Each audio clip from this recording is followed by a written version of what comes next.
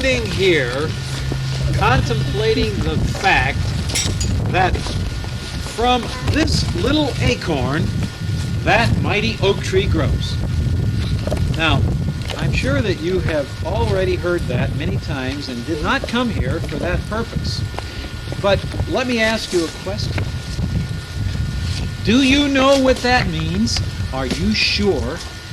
Does it mean that from something this small, something that large can grow?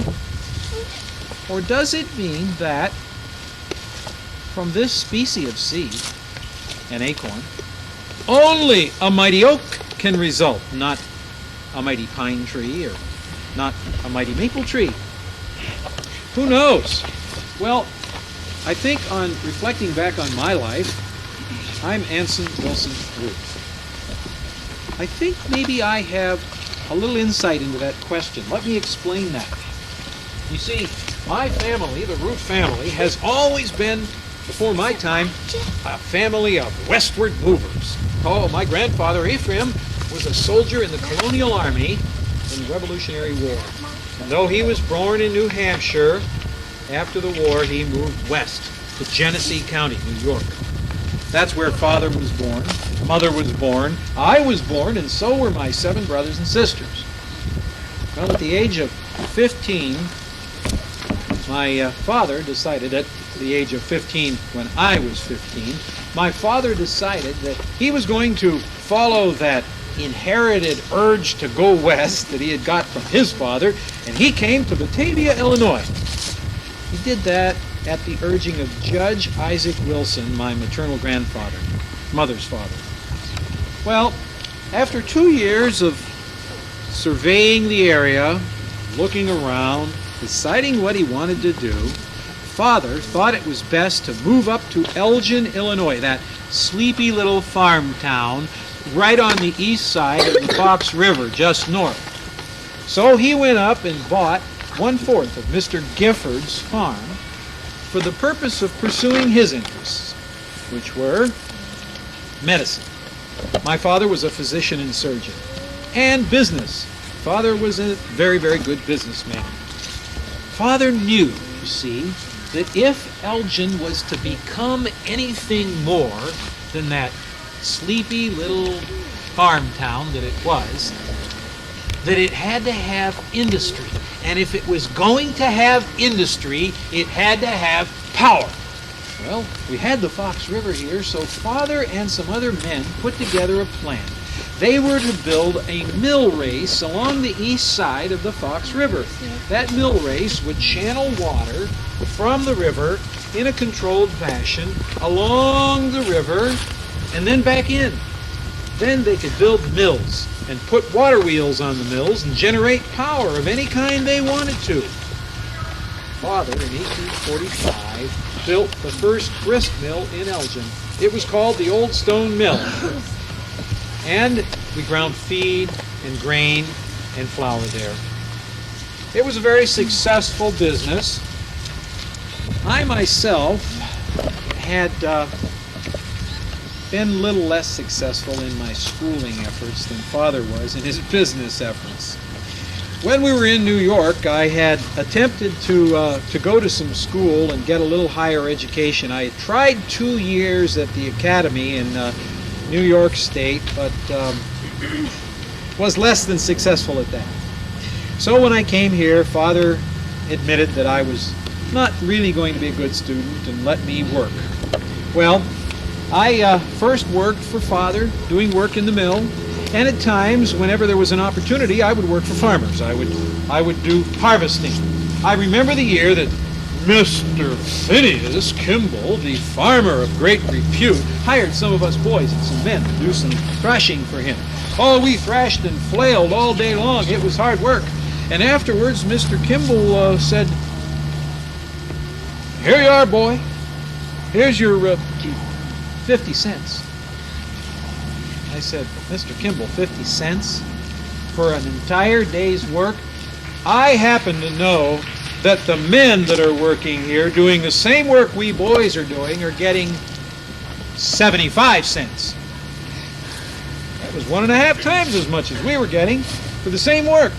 So the next morning, the boys and I got together, and we went up to Mr. Kimball and said, "Mr. Kimball, we boys are not going to do the same work as men for anything less than the same money." And we stood fast. He needed the work done, so he relinquished and paid us 75 cents too. Well, later when I became a businessman of my own, my employees sometime reminded me that I led the first labor strike in Elgin. Well, in 1847, I married my first wife, Elizabeth, and Father offered me the opportunity to take over the family business, the grist mill. I declined that offer. You see, I preferred to have a business of my own. I wanted to build my own mill, and I did that. I went to Beloit, Wisconsin, and built a woolen mill. I became a contractor, very successful, a farmer, also very successful. I was a member of the school board and engaged in local politics, a county supervisor of the poor for 5 years. I had a very successful career in life in Beloit, Wisconsin. Unfortunately, at age 32, my beloved wife Elizabeth passed on, and I was then fortunate enough to marry Harriet, who we had 2 children with. With Elizabeth, I had had my son William, and then we had our 2 daughters with Harriet. She was a wonderful woman who was with me until shortly before I passed on. Well, in 1866, the inevitable happened. My father died. And when he died, I had some thoughtful opportunity to decide that I would come back to Elgin and I would take over the family business. So I did that. Well, it was very successful. I had a partner, Mr. Heidemann, and we had very, very good success. I got into the contracting business. I ended up being the president of the Elgin Hydraulic Company, the company that originally built the mill race that I worked on as a boy. And when I passed on in 1908, at age 85, I think that I had had the opportunity to recognize what my father meant to me. My father was a man who loved me very much, and who, like many sons, I disappointed occasionally. I think I disappointed him when I didn't get an education. I think I disappointed him when I got into fights and scraps as I did when I was a boy. But you know, he stuck by me. He was always there, and he said, "Son, you can do whatever you want to do, and I'll be your support in doing that." So that I think that my father not only loved me very much, but he was a very wise man. Father permitted me to become the oak tree that I was destined to be, because early on he could tell, he knew that I was an acorn. Thank you for coming by this evening.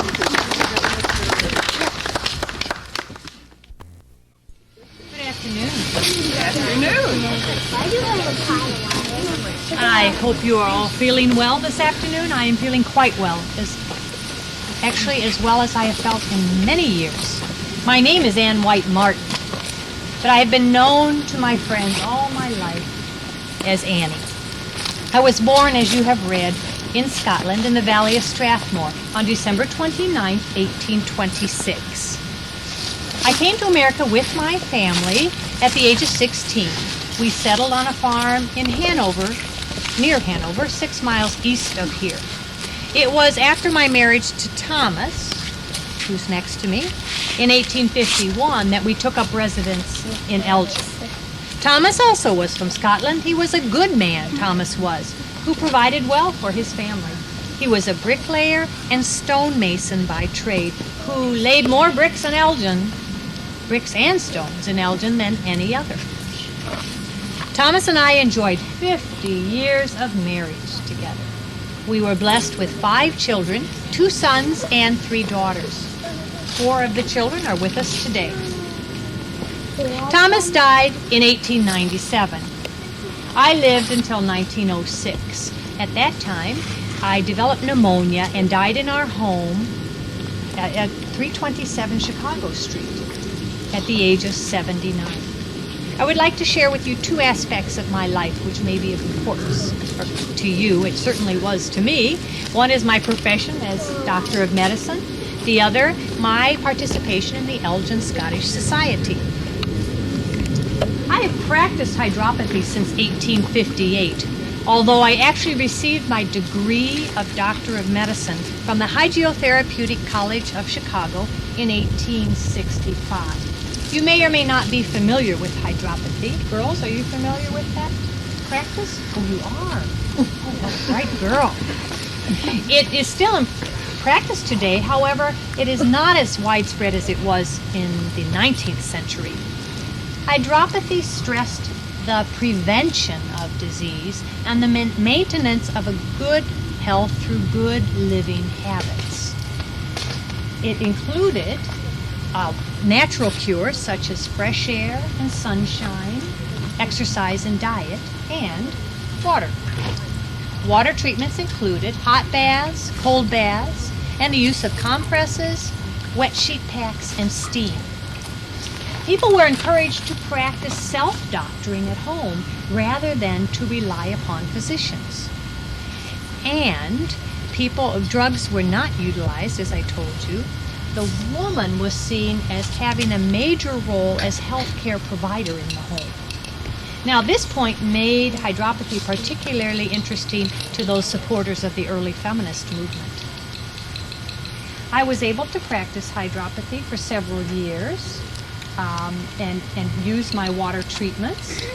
I practiced until 1895. At that time, I was forced to retire due to my health and my age.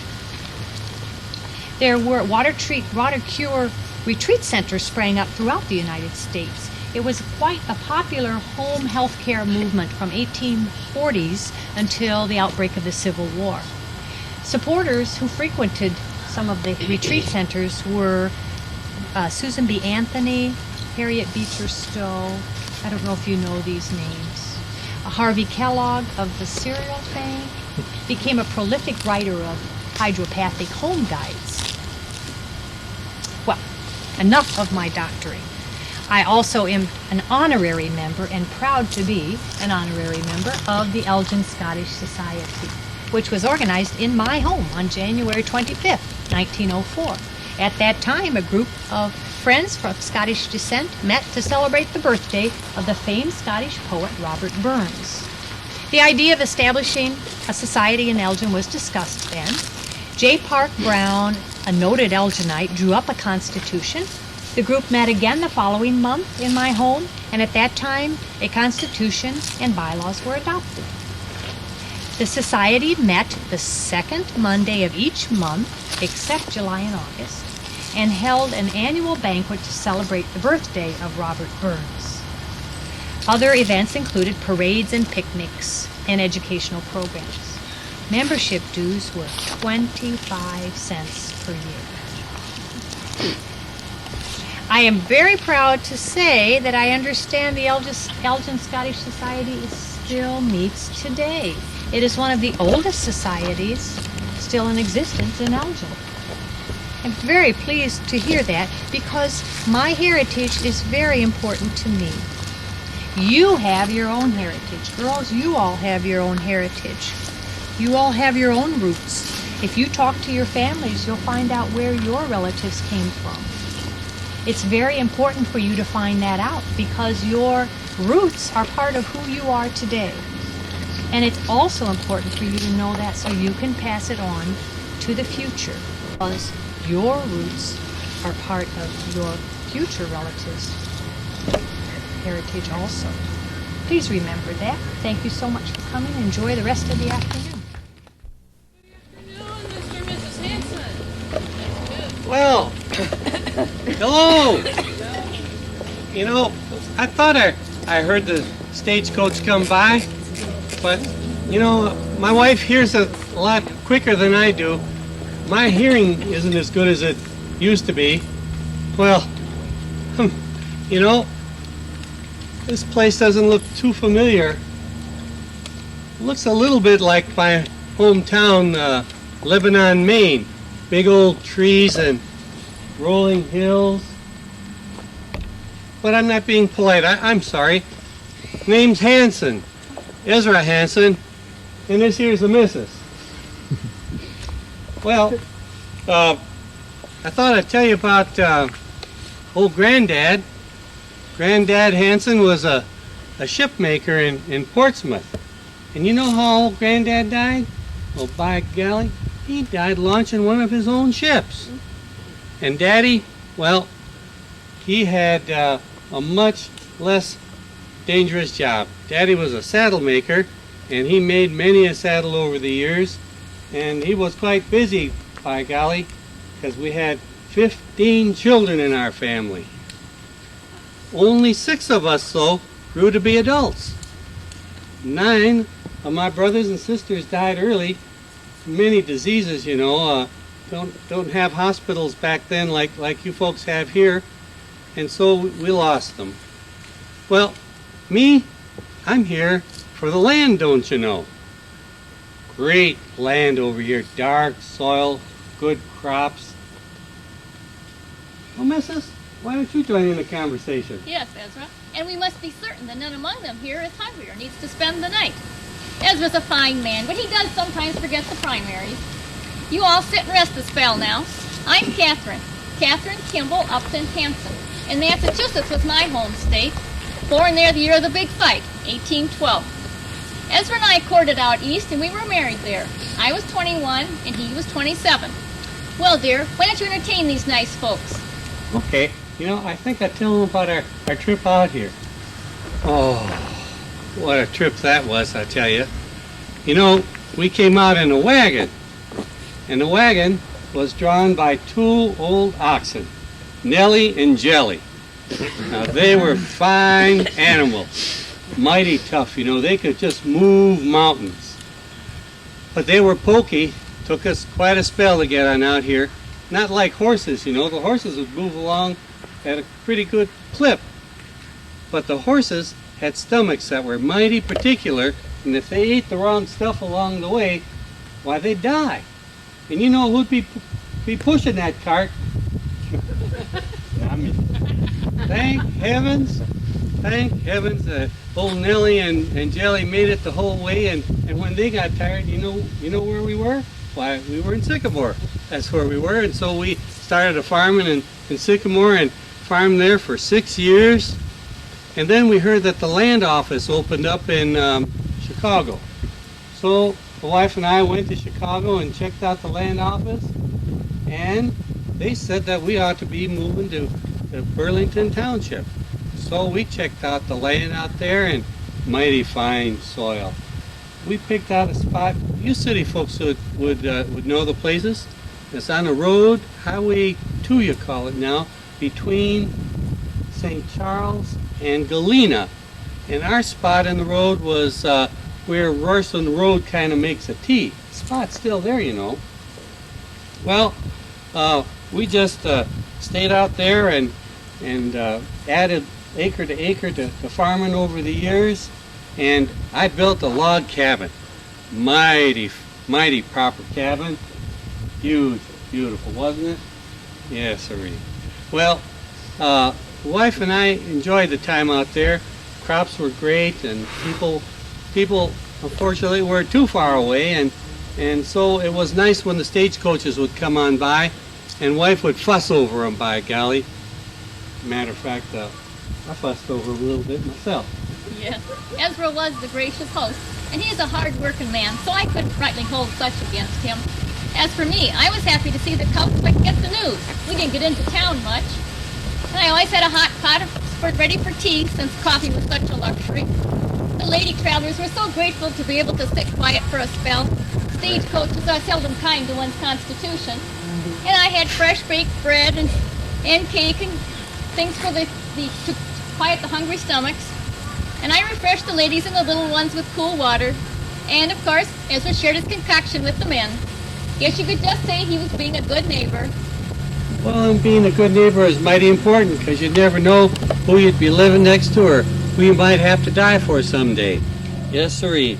It was quite a time that we had for those 10 years in farming, and did a lot, and the crops, as I say, just grew. The very, very good. And then they built a new road out from Elgin. It was called Highland. And people were moving on out from Highland Avenue and building along the way. And they too were taking in people from the stagecoaches. So it was time for the wife and I to move back into the city. And we did that. We bought Kibble's old place on Bridge Street and settled there and kept the property because the land out here was all full of memories. Right. And our daughter Mary came to live with us. We had a son, Joseph, who became a lawyer, and he practiced here in Elgin. And we had two other little children, Edward and Daniel, who, sad to say, became angels before they ever saw their first birthdays. Well, it's about time for you folks to move on. I hope that your wagons are proper hitched and that you had a chance to rest a spell. Now, we do want you to come on back because we'd like to see you as neighbors, or if you don't manage to live with us, at least come on by for a visit, because we need to get into this a little bit. Y'all have a good time. Welcome, everyone. My name is Charlotte Hubbard. I was married to one of Elgin's most prominent businessmen back in the 1850s and 1860s. I was born in Rome, New York in 1817. In 1936, after my mother died, my father moved myself and some of my 8 sisters and brothers out to Burlington Township, where we had a farmstead. In 1839, I met and married my husband, William G. Hubbard, in Lisbon, Illinois. He had also moved to the Midwest from Rome, New York, so we had a common background. My cousin was B.W. Raymond.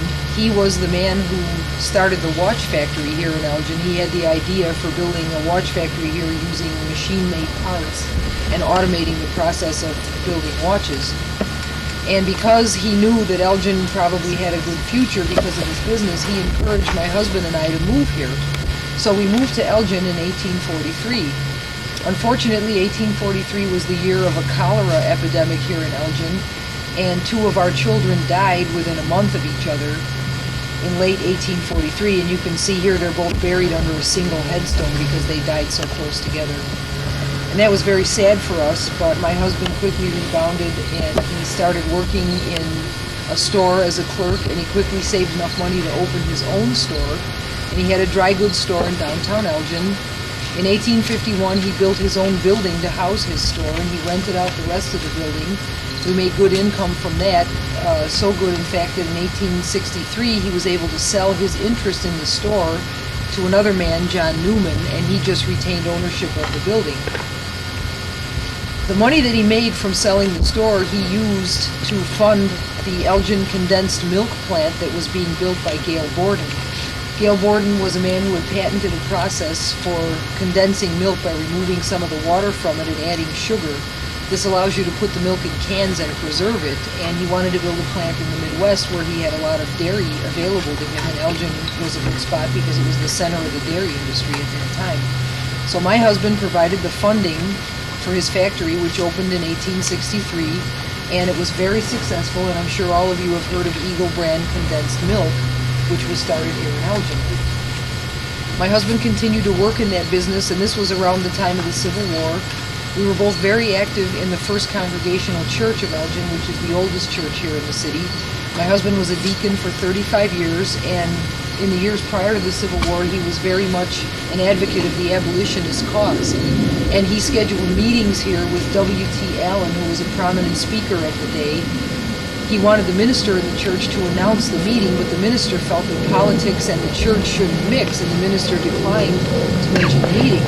So after the service was over, my husband stood up and in a loud voice announced to everyone the location and the time of the meeting. The meeting was very successful.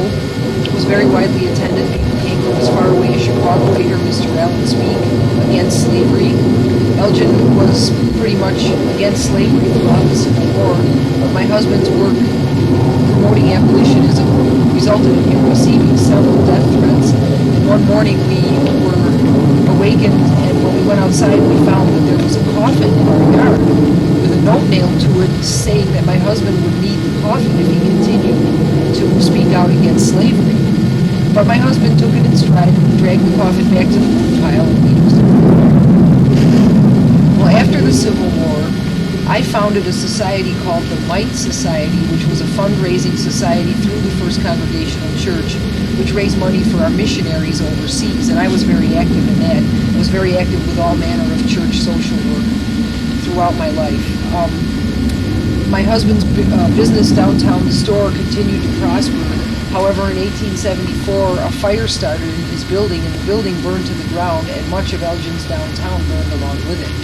So he rebuilt the building with brick this time, and it was bigger and better than before, and everyone said our building was the grandest building in downtown Elgin, and it became known as the Lawyers Building because the upper floors were occupied by a number of lawyers' offices. In 1881, my husband learned that they were running a telephone line through Geneva, and he thought Elgin would be benefited to have its own telephone service. So he secured the necessary permits, and he ran the telephone line here to Elgin, and he solicited business among all of his friends.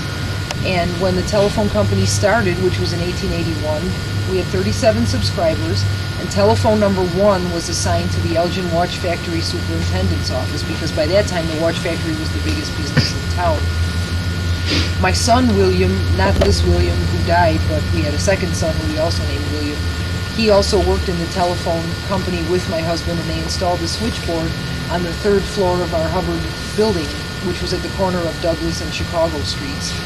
And my husband and son continued to work in this building until my husband's death in 1883. He was taken sick with pneumonia, and he died very quickly. Well, this broke my heart, and my health began failing, and I died in March of 1885 of a disease which at that time they called ossification of the heart, but was just a general degeneration. But I did enjoy living in Elgin, and although 3 of my 5 children died when they were children, my 2 sons who did survive went on to become successful in their own right, and life here in Elgin was very good to us. And I'd like to thank you for listening to our talk today, and I hope you enjoy the rest of the walk. Thank you. Good afternoon, ladies and gentlemen. Welcome to beautiful Bluff City Cemetery. My name is Walter A. Merrifield. How can I help you? I wish I had a penny for every time I asked that question. I'd be a very rich man today. Well, maybe not today.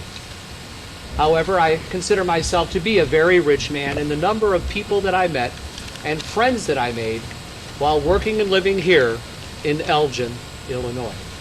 If you have a few moments, I would like to tell you a little bit about my life and times and a little bit about the early beginnings of Elgin's post office.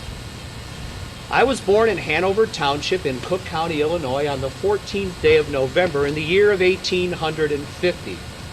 I had but one brother. His name was Frank, and my parents, Charles and Harriet, were farmers by profession. We are of English descent. As a matter of fact, while traversing the Atlantic Ocean westward to their new home, my grandparents arrived in the United States with one more family member than they had left. My father was born on board this vessel on this trip to the United States. Now, my father was a veteran of the Mexican War and was a very, very highly respected and well thought of community member. He passed away, however, at the early age of 34. My mother outlived him, and she passed away at the age of 61. My parents and I moved into Kane County right after the Civil War had ended when I was 9 years old. I attended Elgin schools, including Elgin High School and Elgin Academy, where I pursued many a business venture as well as looking toward agriculture. As a matter of fact, I even manufactured for a short period of time cheese and butter back in Hanover Township. But no doubt, as you have already heard, my life and times are most noted by my tenure at the Elgin Post Office. The Elgin Postal Department, as it was referred in my day, had an interesting and unique beginning, and we owe it all to one of Elgin's founding fathers, Mr. James T. Gifford. Mr. Gifford first applied for the establishment of the Elgin Post Office in the spring of 1837. He received a letter on May 10th of that year declining his application, and the reason stated was that it was too near to an office most recently opened up at McClure's Grove. For those of you who are unfamiliar with McClure's Grove, it was very near to a town which has since been referred to as Dundee. 2 months later, on July 19th, he received a letter affirming that in fact the Elgin Post Office was a reality, and the government affixed the number 3198 to this route.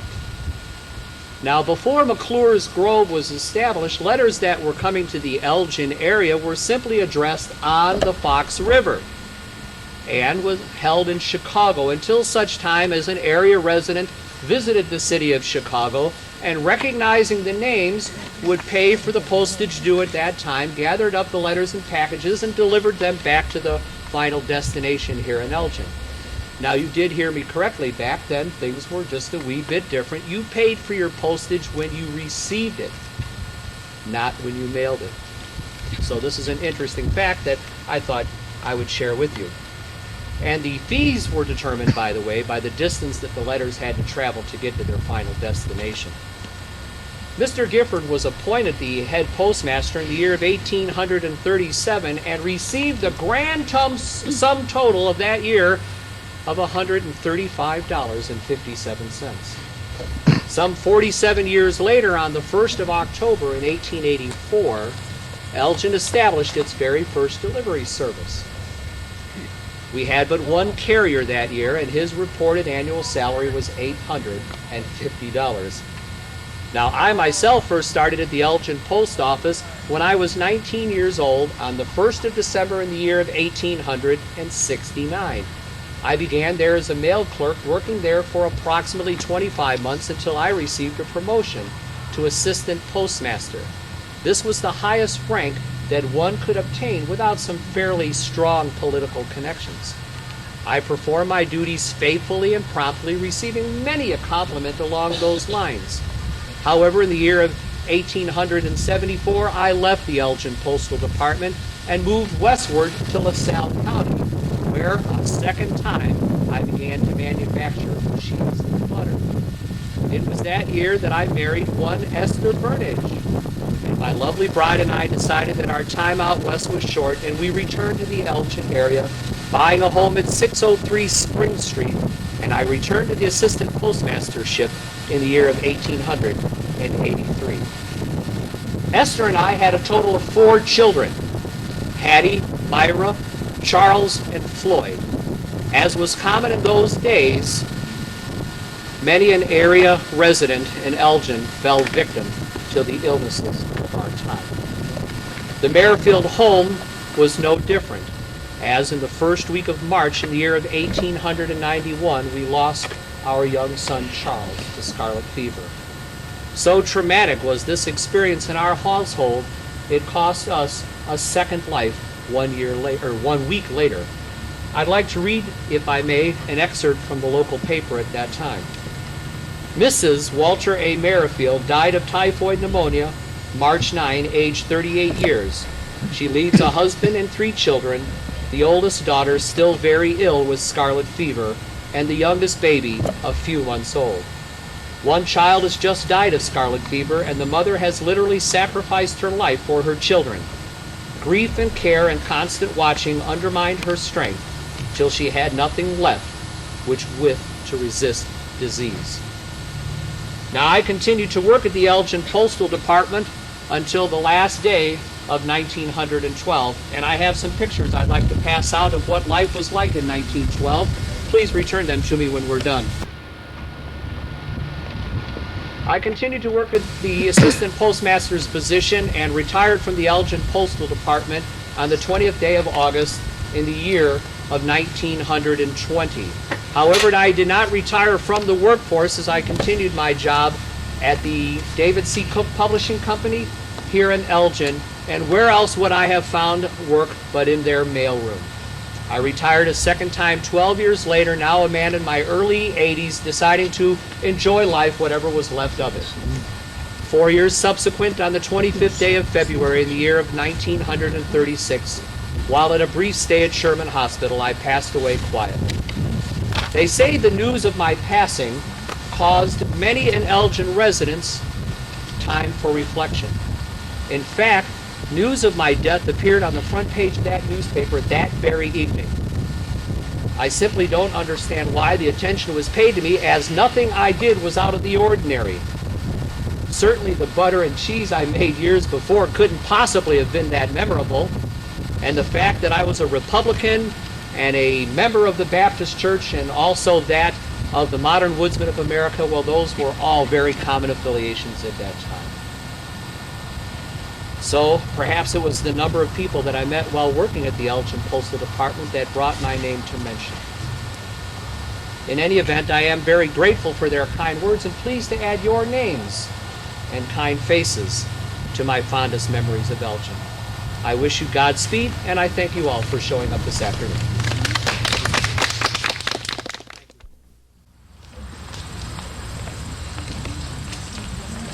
Well, good afternoon, ladies and gentlemen. Good afternoon, Mr. Walker.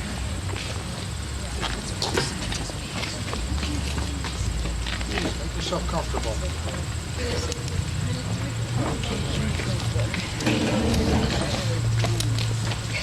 My name is David Walker, but I think I was baptized David, but everybody called me Davy after that. And I was born in Scotland in 1858 and took up the trade of tailor. I had an older brother that had immigrated to this area, and he served with the 36th Illinois during the war between the states, and he kept talking about this area. And so I came to Chicago when I was 22 years old and did a little tailoring, and then came out to Elgin and went to work for the watch factory in the motion room. And I was set to work with the watch factory for the rest of my life, and then I was appointed custodian of a new venture in Lord's Park, zoo. Oh boy, this is going to be fun. And I got my promotion, and I married my sweetheart Adela, and went to work setting up a zoo. Well, how do you set up a zoo? Well, I made friends with a gentleman at the Lincoln Park Zoological Society by the name of, his name was Cy DeVry, and I relied on him for a lot of information, and we put together collections of monkeys and deer and all kinds of things. And one thing I learned was that some of these animals kind of had a mind of their own. So a lot of people that lived around Lord's Park could see me out there during the day running around in the park trying to figure out what I was doing. And what I was trying to do was catch some of the monkeys that decided to take off and see the sight. So I'd be running around, and we had an eagle, beautiful eagle, and everybody enjoyed coming and seeing the eagle, but he kind of flew into a tree and bashed his brains out. So we had a lot of trouble with animals. Sometimes they didn't fare real well. And so what we do in the wintertime is we'd send a lot of the animals to the Lincoln Park Zoological Society so that they would take care of them over the winter. My friend Cy DeVry would make sure that they were okay. And it's real interesting in the springtime. We'd have a real parade coming from the train depot with all the monkeys and everything, and we'd put them up in the zoo, and we'd get things like we had bears. We had a bear pit, and we had buffalo. We got some buffalo from South Dakota, and deer, and we realized that the buffalo needed a lot more room, so we expanded the pens for the buffalo, and they got to looking real sick. Well, the city council had thought, well, if we expand the buffalo area, that'll be that they'll be able to graze over a bigger area, and so we could cut down on the food that we would buy for the buffalo. And they were looking real bad. So I called my friend Cy DeVry, and he came out and he said to me, Davy, these buffalo are hungry. They're not getting enough to eat. So I had tried to explain to the city council that animals need to be fed. I didn't get anywhere, but my friend Cy DeVry went to the city council meeting that night and raised hell about their treatment of these animals, so they gave more food to the animals. We also had some bears.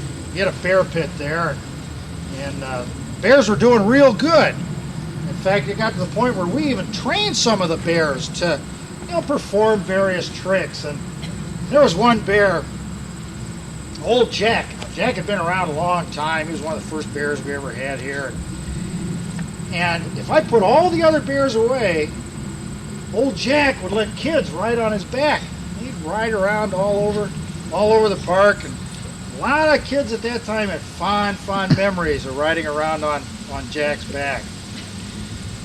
It was real tough, though, keeping up with the zoo. We had a lot of problems with wild animals. Elgin wasn't very built up in those days, so there were coyotes and foxes and all kinds of wild things running around that would attack the animals that we had in the zoo. We even had a lot of young men who had a lust to kill, and they would come hunting our animals. But we did our best. One of the things I'm most proud of is that we introduced into the park geese. Now, geese weren't very common around here, and so we introduced a few of them. I don't know. I don't get over there much. Are there still geese there in Lawrenceburg? I guess so. There was also something else going on there in Lord's Park. G.P. Lord not only wanted to make sure that there was a park for the community, but he also felt that Elgin needed a museum. And he made a deal with the city. He said that he would build half a museum in Lord's Park, and the city would then be responsible for the other half. And I watched that museum get built, and it looked a little lopsided because Mr. Lord's side was getting done. But I would imagine right now that is probably a beautiful building with a very symmetrical and everything. Oh, Elgin must be really proud of that museum.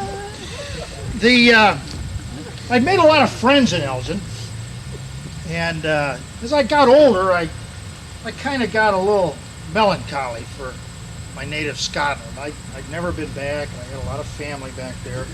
So my friends in Elgin got together and made me a gift of a trip back to Scotland. So I went over there and visited all the family and had quite a tour, and came back just renewed. So I was working very hard at getting the zoo in the park so that it would be a real prideful location for Elgin. But we ran into a little problems with some of the superiors, and I was asked to leave my position as custodian. I'd been becoming a little ill and losing some of my strength, and so they relieved me of my position of custodian. I then went to work for a farm, the McNeil Farm in Dundee, as an engineer. At that time, there was a lot of steam equipment that was used for harvesting fields, and so it was my job to maintain that equipment. When I got into my mid-50s, I started feeling a little ill. It kept catching up with me, and so my wife took me to Chicago. We boarded a train and went to Chicago to a hospital there, and that was the last I ever saw my beloved Elgin until I came back and was laid to rest right here. I later joined with my wife, my son Glenn, and my other son Leon back there. Now I just noticed today, because this is the first time I've come out for a while, but there's wildlife even here. There's a wonderful little groundhog that might come out and visit you in a little bit, just as you walk on by. I hope you enjoyed the rest of your tour. Good afternoon. My name is Hattie Henman, and I'd like to welcome you all here today. You know, I'm very pleased to meet all of you. I really am. You folks remind me a little of myself in a way. Well, in that some burning curiosity brought you all to these grounds today to find out more about people like me. And so, I want you to know that most of my life is spent traveling abroad and finding out about want interesting people. So I hope I will do a good job in unfolding for you the impact my family and I left here in Elgin. I'm a little bit worried though, because see, I'm really not one for public speaking. My father was the politician of the family, Walter Pease, a Democrat. He'd be upset if I didn't mention that. And so as a young child, I didn't really get a word in edgewise. And then in my older years, married to Walter Hemmons, he too had the gift for gab. Maybe it was in the name. Anyway, I hope I won't come across too shy. Now my story really begins before I was born. You see, I was born a very fortunate little young girl. My father was brilliant.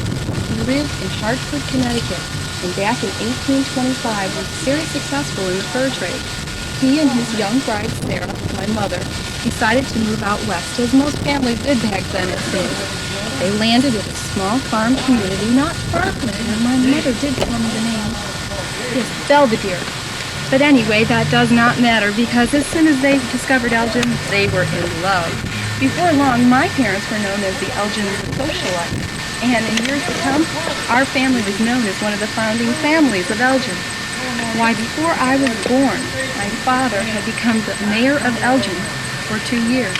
He was an alderman for 3 years and was in his third term as treasurer when I was born on April 30th, 1873. And all the while, my father had managed to work his way up to bank president. He was the bank president of the Elgin National Bank. Now, I also want you to remember this about my father. He wanted the industry to stay right here in town, and so he donated several acres of our family's land to the Elgin Watch Factory. He wanted to ensure that the headquarters would stay right here. And it did, and the site was built right on the land my father donated. I was one of 4 children. One died at birth. A sister named Sarah and a brother named Charles. Now, as they grew up, they fell in love and were married, and both moved out of state. But as children growing up, we were supposed to receive a proper education. So me and my sister Sarah were sent to the Elgin Academy for Girls, St. Mary's Academy for Girls. This was located over on Phyllis Street. In fact, the building still stands. It may look familiar to some of you. Right now it has a strange billboard on it that says Elgin Turners.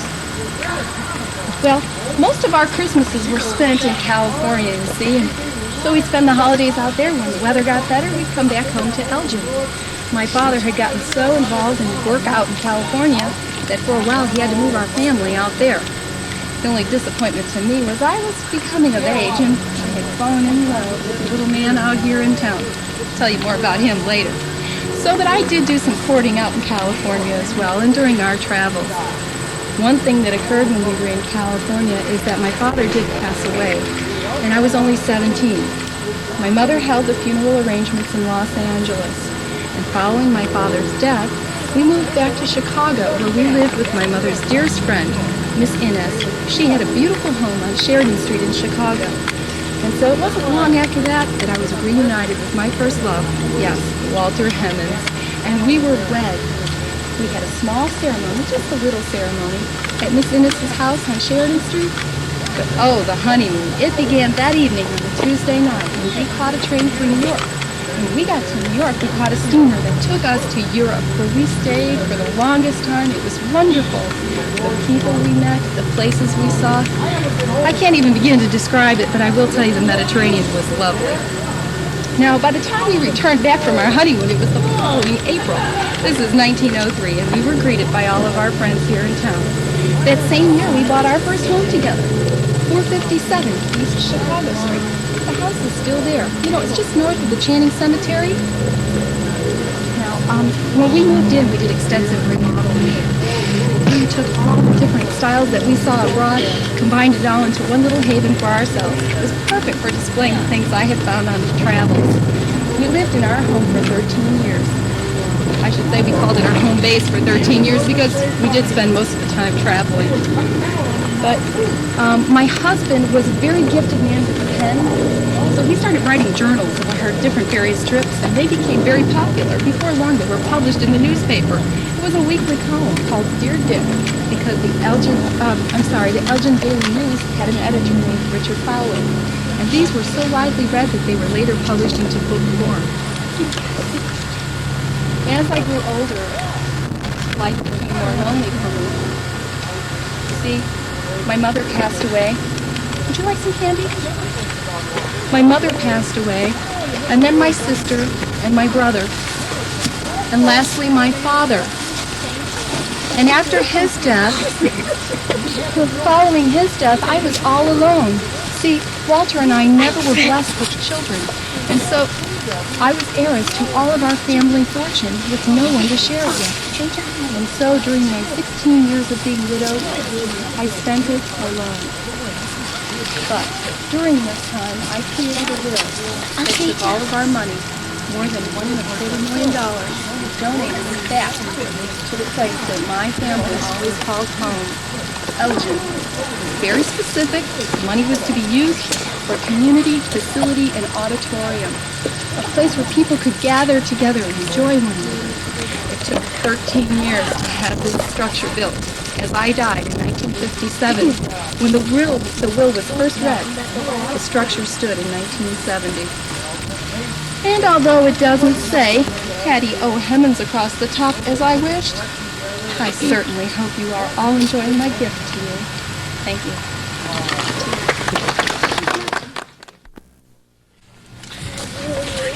Hi, folks. It's nice to see you here. My name is Abel Walker III.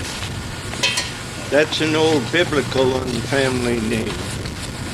I was born on December 14th, 1810 in Greenwich, Hampshire County, Massachusetts.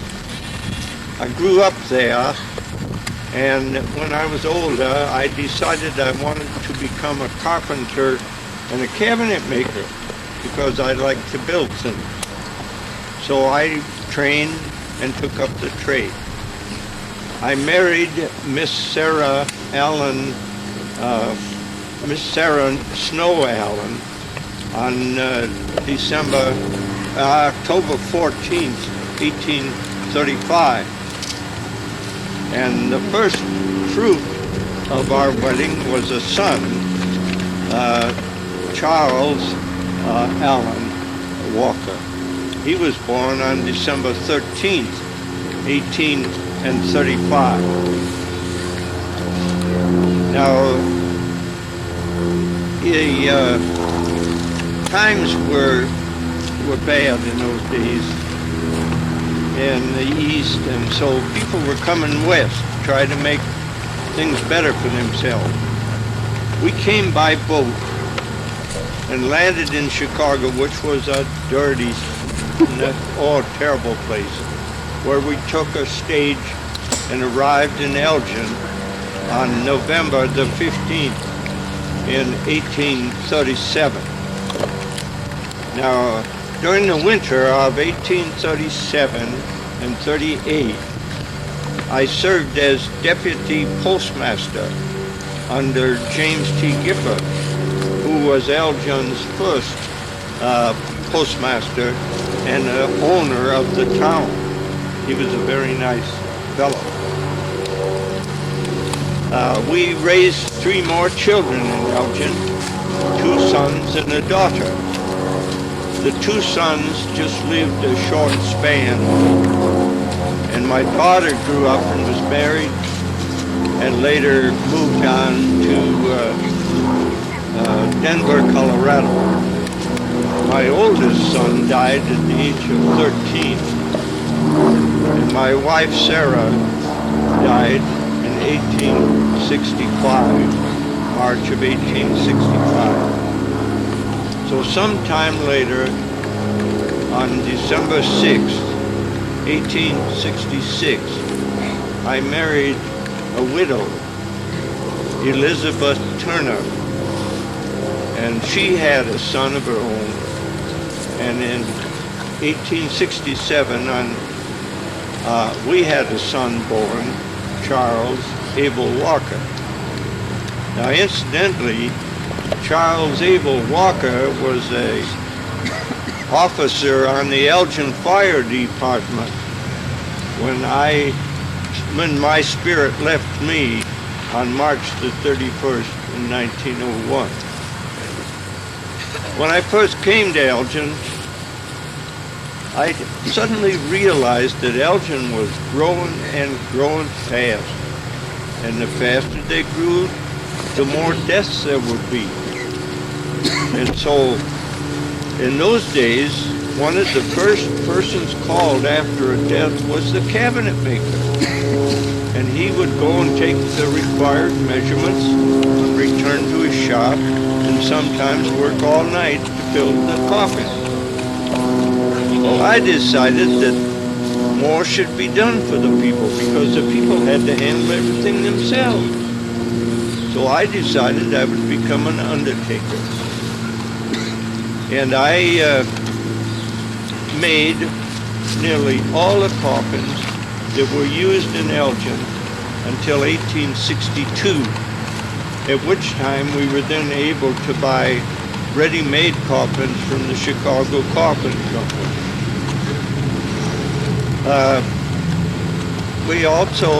I was a member of the Congregational Church. They made me a deacon, and later on I became the sexton of the old Congregational Church, which stood on the northwest corner of Fulton and Villa Street.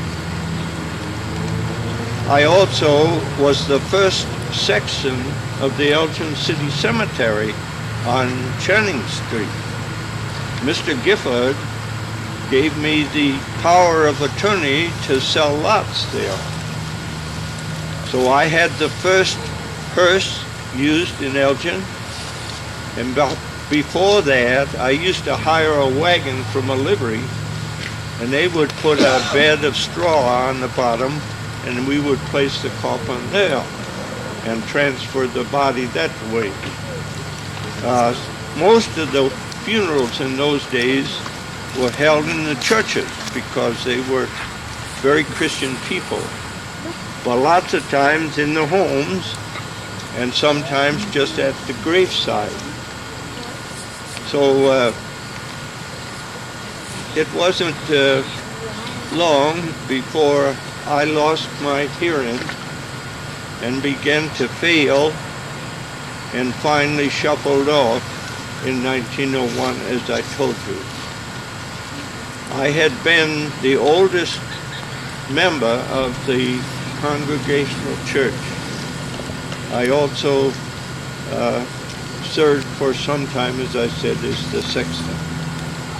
So that is the story of my life in Elgin, and I thank you for stepping by and hope you have a good afternoon. Thank you. Thank you. Thank you, Clarence.